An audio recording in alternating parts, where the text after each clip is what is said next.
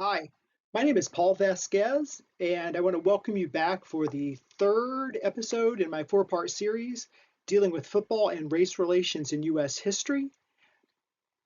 For today's episode, I'm going to be mainly focusing on things that were going on with regards to life in the latter half of the 1960s, and especially in the Lyndon Johnson years, because Johnson had been very progressive on civil rights, the most progressive president since Harry Truman. Uh, and things had taken place like the Civil Rights Act of 1964 and the Voting Rights Act of 1965. And this raised people's, especially within the Black community, a sense of dignity, but also a sense of that they deserve to be treated better. And there were hopes that things that had just taken place in law would actually be realized out in society in terms of how they were treated, and in terms of things like economic empowerment. Um, One of the things you'll notice here, I'll just mention at the outset, I'm kind of wearing as close to carnival colors as possible because, of course, the Super Bowl is being celebrated or being held this year in the city of New Orleans, where they're smack in the middle of carnival season, and which will take place up uh, until the last day on Mardi Gras. And part of the reason I'm doing this is because not only is the Super Bowl held in New Orleans this year, but there are several episodes or instances that I'm going to talk about in this episode that relate to that great American city. So, when people think of sports and activism in the 1960s, especially in the second half of the 1960s, football probably doesn't come to mind. What people probably think of first would either be things like the iconic image that you see up here uh, of Tommy Smith and John Carlos, who had placed first and second, respectively, in the 200-meter dash at the Mexico City Summer Olympics. And there had been an entire effort to try to promote the cause of human rights. And one of the things they did once they won gold and silver was to take the medal stands and to raise their fists, their clenched fists, as a symbol of Black dignity and empowerment and success. So that's probably the image that comes most readily to mind. And I'll just mention Tommy Smith actually played for a short period of time in the NFL, but I suspect unless you're a Cincinnati Bengals fan, you probably aren't familiar with that. But he's not really known as a football player. He's known for his accomplishments on the track. Um, the other very visible sports activism figure would be Muhammad Ali, because of his status as a heavyweight champion in the world of boxing, and also because of his resistance to the military draft that was taking place during the Vietnam War. And kind of just to mention, type this back into kind of the ethos of the time. With the war taking place, there was criticism of the war, coming from people like um, not only Martin Luther King Jr., but of course Malcolm X, who were both still around during this period. And Muhammad Ali is the next one of the other big sports figures associated with activism. But we don't really think of football players as being associated with activism involving race relations in the 1960s. But that's more an effect of probably the degree to which their stories haven't been told as much as they should have been. And so I'm going to try to remediate that here. So the first episode involves the American Football League All-Star boycott that took place in the city of New Orleans in 1965. Like a lot of pro sports teams, the AFL had an all-star game at the end of the season to, honor the players who had had outstanding seasons. And if you're unfamiliar with the term AFL, like I said, this stands for American Football League, and this was prior to the merger of the AFL and the NFL to create the NFL that we now know today. But a lot of the AFL teams were teams that came in and formed the American Football Conference within the NFL. I'll talk a little bit about the merger of those two leagues a little bit later. But what happened in 1965 was players come in from around the country, from their home cities where their teams were located, to play in this all-star game. And they arrive in town, and things start happening that are unpleasant to say the least, and horrible at worst. Players, and this is now black players I'm talking about, were oftentimes not picked up by taxi cabs at the airport. If they were picked up, sometimes they weren't taken to the destinations they had requested. They were often hassled when trying to check into hotels. And in at least one instance, there was a player or some players who were denied entrance to a nightclub on Bourbon Street at gunpoint in the French Quarter. And other black players were not allowed into a lot of these clubs. This has been documented in a book titled Moving the Chains by Aaron Grayson Sapp, which people can check out if they want to read a lot more about this specific episode of sports activism. Some of like I said, it was the black players who were the ones who were targeted for this. And black players such as Cookie Gilchrist, who you can see on the slide here, were in the forefront of kind of digging in their heels or digging in their cleats and saying, this is wrong. We can't just go forward with things as if everything's fine, right? As if everything's hunky-dory. We've got to do something. And they met, and they decided they did not want to play. And what was important, I think, in this episode was it wasn't just the black players who felt this way. They were joined by some of their fellow white players on the team. Tom Mix had played a large role in aligning himself with them. He was a lineman back in the AFL, and he was joined by probably the most well-known person to participate in this boycott, a gentleman named Jack Kemp. Now, the reason Kemp's probably best known is because he would go on later to a very well-respected career in politics within the Republican Party. He, reflecting on his sports career, he said, "Pro football gave me a good sense of perspective to enter politics. I'd already been booed, cheered, cut, sold, traded, and hung in effigy." Now, whether he was hung in effigy or booed because of his alignment with the black players or not isn't quite as clear, but nonetheless, he felt like his experience on the gridiron helped prepare him for the world of politics.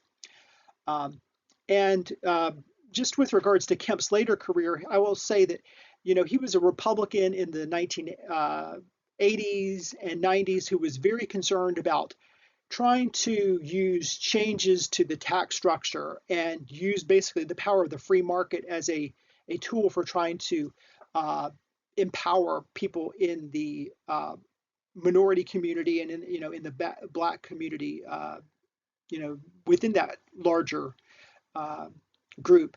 And specifically with regards to blacks, whenever he was out, giving talks or on the campaign trail, he oftentimes would say, and this is kind of a general quote, "As a football player, I showered with more African Americans than most Republicans had ever met." Okay, and he did this as a way of trying to highlight his connection to these black players and some of the causes that the black community would be very concerned about.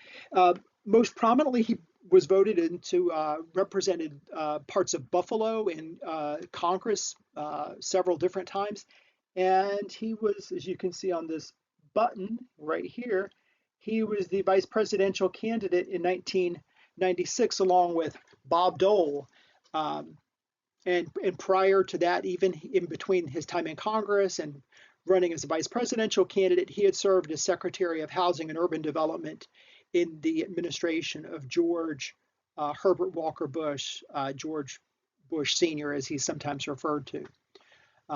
So this isn't to say that Kemp or Mix's activism was more important than the black players. Certainly they had been the ones that had been targeted, and if they had just gone along with it, it's probably highly unlikely that Mix or Kemp would have, raised a ruckus all on their own.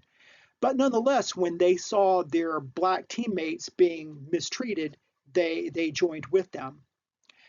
Now, one thing I will point out is that in the statement that was released by the players, they were careful to say that the bad treatment wasn't meant as a mark against all of the city of New Orleans.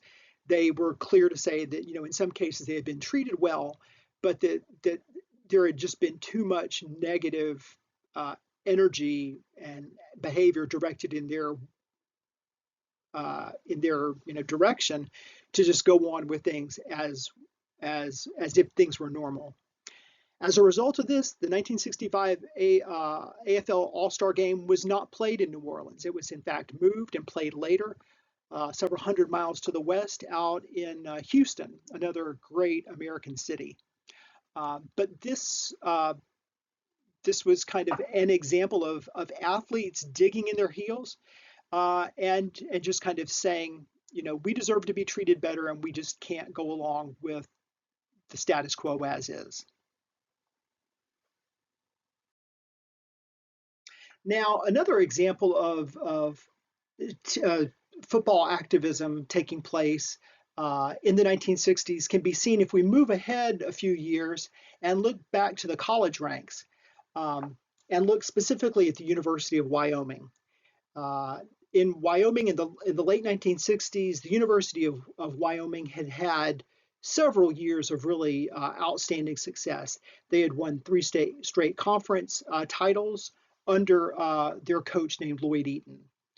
But in 1968, they traveled to Provo, Utah for a game with Brigham Young University.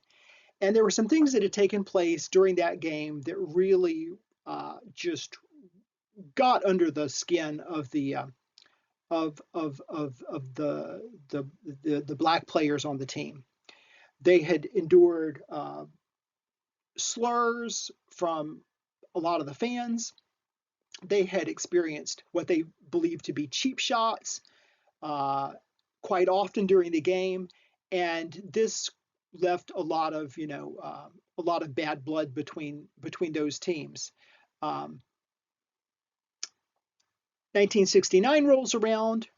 The teams are scheduled to have a game with each other, and by this time the team, the Wyoming Cowboys, were undefeated in the country, and they were actually 12th ranked. They were going into a game against BYU, and the football players wanted to try to do something to indicate their opposition and rejection of how they've been treated before. So rather than resorting to cheap shots during the game or name callings or things like that, the players got together and decided that they wanted to try to wear an armband, right? Wear an armband as a sign of kind of defiance and pride in the fact that they were black, despite what they'd experienced the year before. Several of the black players met. In fact, there were 14 of them. 14 of the black players met with the coach Lloyd Eaton to ask him if they could do this as a sign of a sense of solidarity with each other. And they were subsequently kicked off the team merely for asking to be able to do this. And of course, once they were kicked off the team, that meant scholarships went away and left them without a way to play for college. So their careers at Wyoming as students were, in many, if not all cases, cut short. I should mention that prior to that game, like I said, they were unbeaten prior to the game. And let me also mention that even though the players were removed, there was a lot of public sentiment for leaving for supporting the coach out in Wyoming. A lot of people showed up to the games wearing signs, and things supporting him. There were, however, Wyoming students that joined with the players in protesting the treatment. But nonetheless, the game went forward, and the upshot of the game was the team ultimately, especially once the black players were kicked off, while they had been unbeaten going into that game, they ended the season ranked, or not ranked, but with a record of 6-4. So they had really taken a bit of a nosedive once the black 14 players were kicked off. Following that season, where they had gone 6-4, they only won a single game in the next season, and their coach was fired. So this is obviously kind of an example that's was probably somewhat poignant because the players eventually got an apology from the university, but it didn't happen until decades later. And by this time, many of them were much older men and had to endure the experience of having been labeled as difficult or unreasonable because of the stand that they had taken in just asking their coach, hey, can we do this peaceful thing, as a symbol of defiance.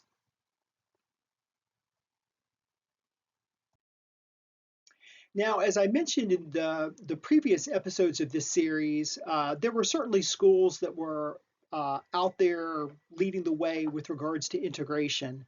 And many of those schools were either schools in the north, like Penn State, Syracuse, Michigan State, or schools in the west, like University of California at Los Angeles, UCLA. The place in the United States that saw the last real progress with regards to integration on the field within college teams was in the states of the old Confederacy in the American South.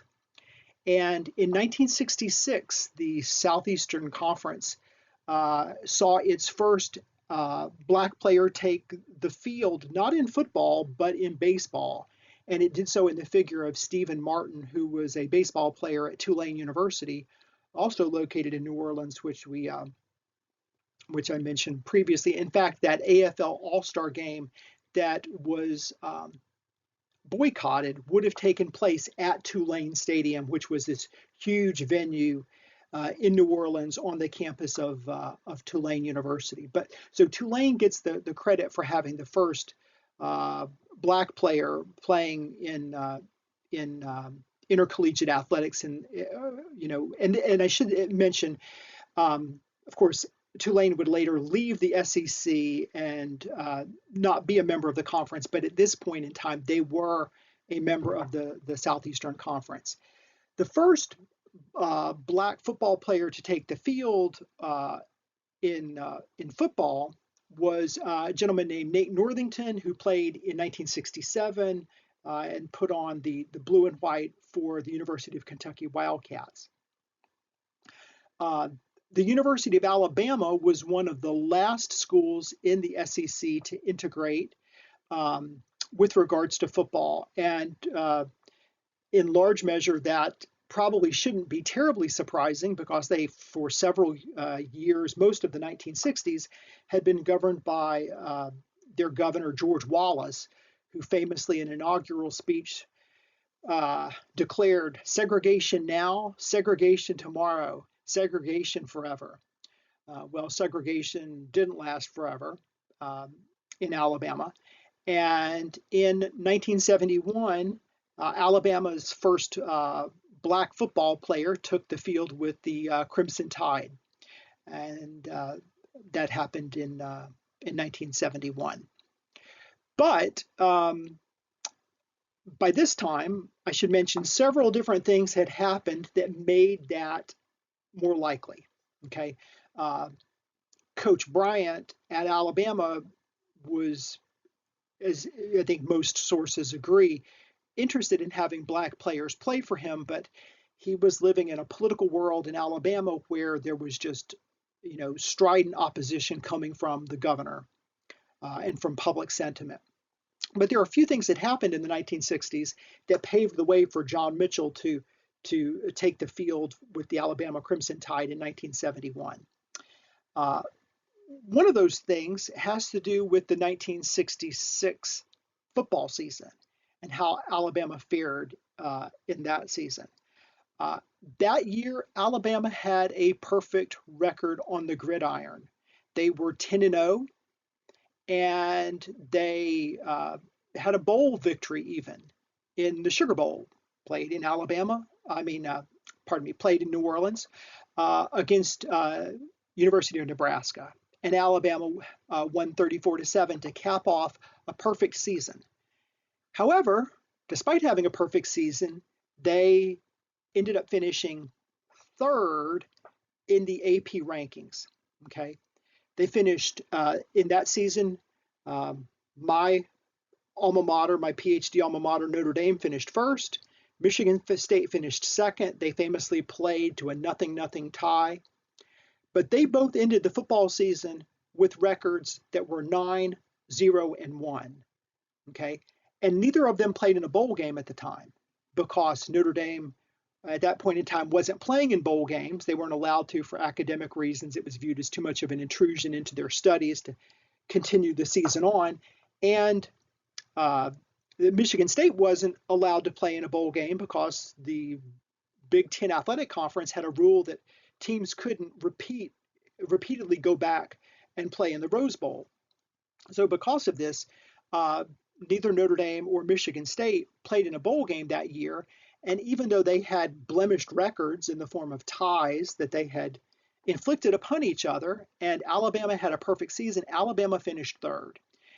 And there was a sense that part of the reason for this was not only a function of thoughts about the strength of the schedules that the teams had had, but also the fact that Alabama was an all-white team, and that the governor of the state was this avowed segregationist, and the football team in Tuscaloosa was kind of a symbol of white power, and a sense that, given the closeness of the records and all, that a lot of sports writers weren't going to be willing to put Alabama first in that season. So you could make an argument that probably put a little bit of heat on the people in Alabama, and I'm sure it was, sure it didn't make Coach Paul Bear Bryant happy. But nonetheless, in 1970, one of the things that Coach Bryant did do was he actually scheduled a game between the University of Alabama against the University of Southern California Trojans, and in that game, Alabama lost 42-21, but USC had an outstanding running back named Sam Cunningham, who just had an outstanding game. And there's a kind of a conventional wisdom out there that suggests that this game was scheduled in part so that the fans in Tuscaloosa could see, the great on the field accomplishments that black athletes were capable of. And so by 1971, Alabama had been dissed to some degree in the polls. They had these events take place with regards to Governor Wallace leaving office, and then of course the game in 1970 against USC kind of paves the way for black players to take a more integral role in Alabama football. Now, one of the things I should mention, since we're talking here about integration of white universities in the South, is that one of the effects that people have noted that came about as a result of integration was that many of the historically black colleges and universities in the southern United States didn't field as strong a football team going forward as had been true prior to segregation. there had been schools that had had just outstanding teams, probably most notably at Grambling under Coach Eddie Robinson, but also places like Florida A&M and elsewhere.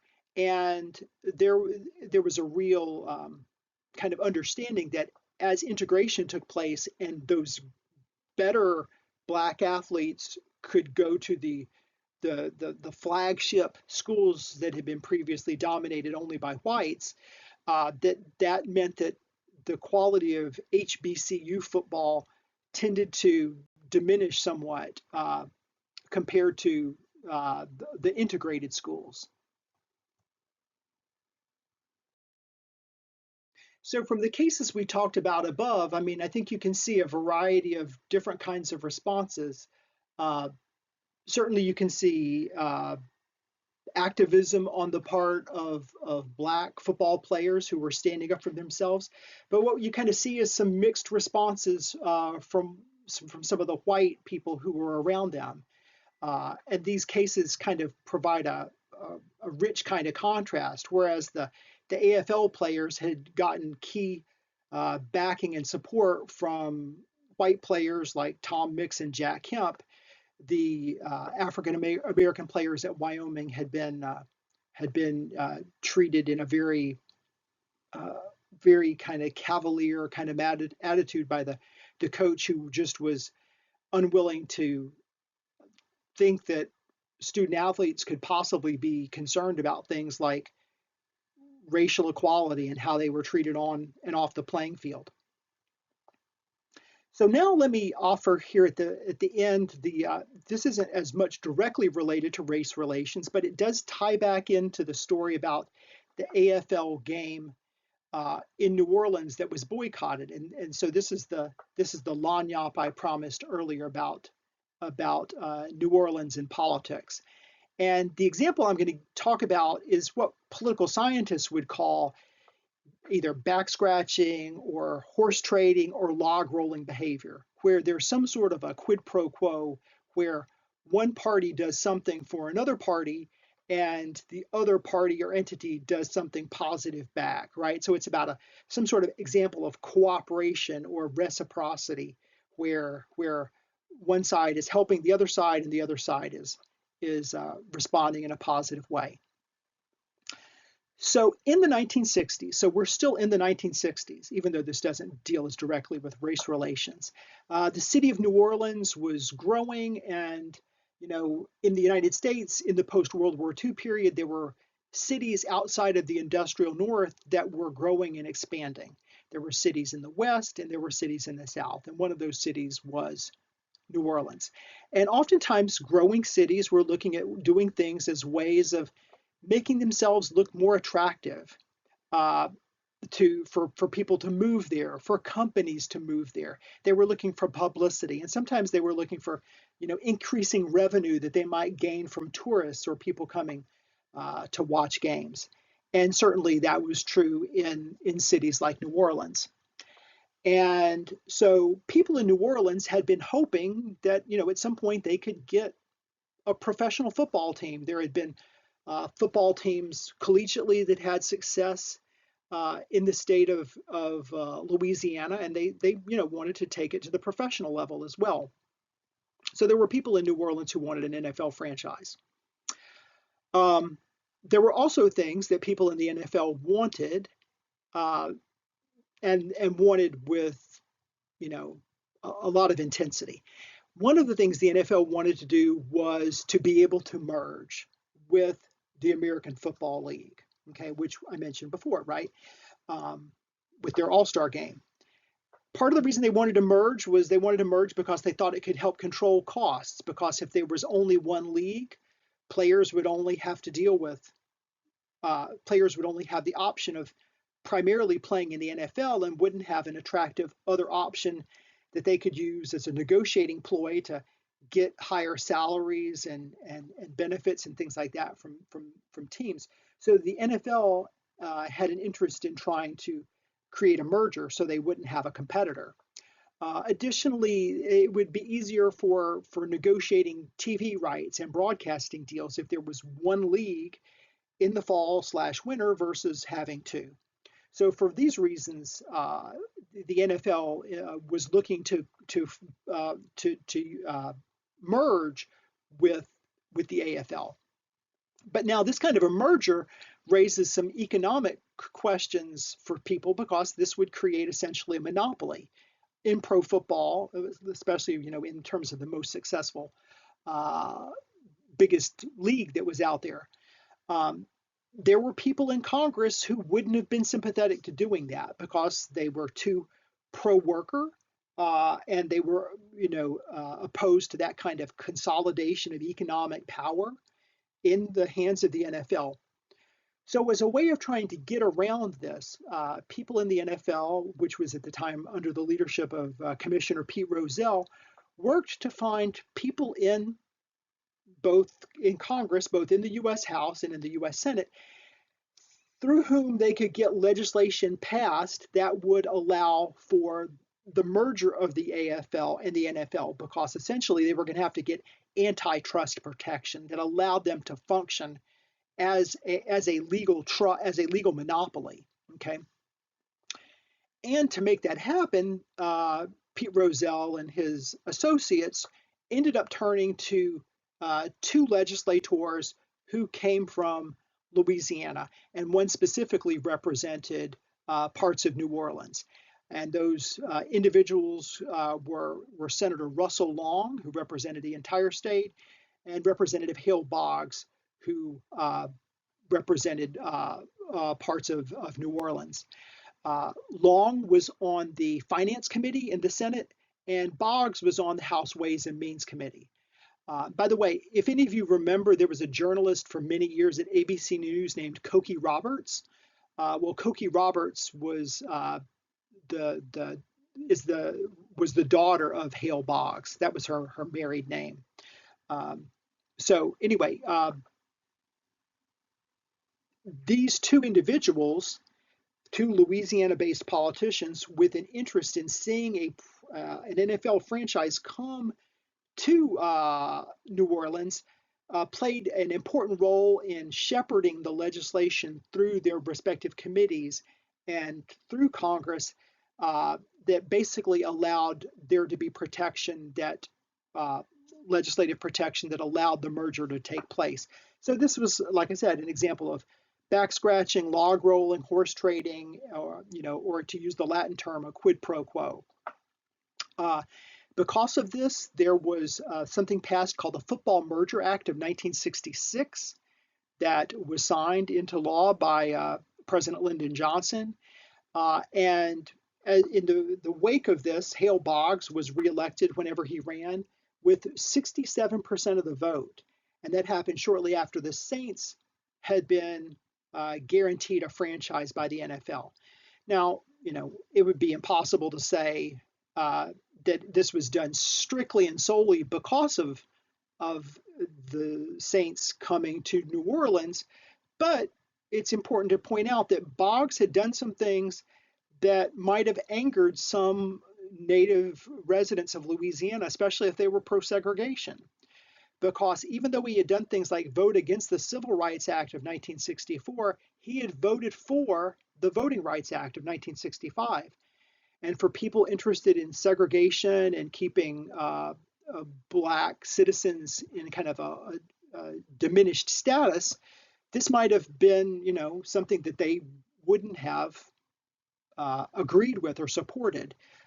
So I think a case could be made that maybe by supporting this legislation, it might have helped to smooth over things with Boggs and some of those more anti-integrationist residents of the state of Louisiana. So with that being said, let me go ahead and bring this. This is the longest episode so far, but that's in part because I've given this extra about New Orleans because of the upcoming game on Sunday. So I'll go ahead and sign off for here. I'll have the fourth and final installment in this series about football and race relations in U.S. history coming up tomorrow. And in that I'm going to talk about the Black Lives Matter movement, Colin Kaepernick, and look at some things kind of coming up to the more current era. All right. Thanks for tuning in. I hope you've liked this and learned a little something. So I'll look forward to talking to you later. Bye.